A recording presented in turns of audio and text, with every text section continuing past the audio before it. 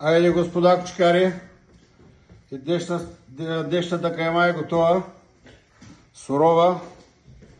Работим с свински сърца, свинско месо, телешка изрезка, патешки маншон, червено цвекло и целина. Ето готовата кайма.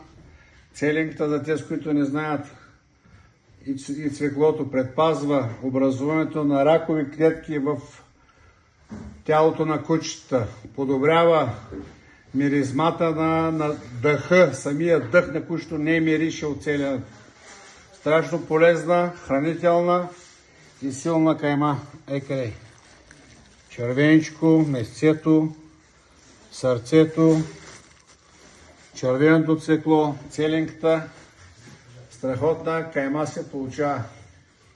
И както се знаете, запазената ни марка, саламчета по 1 кг. Винаги търсите двете алабайчета. Тук е истината. Стараем се и гледаме нещата се получават както трябва. Това е от Варна.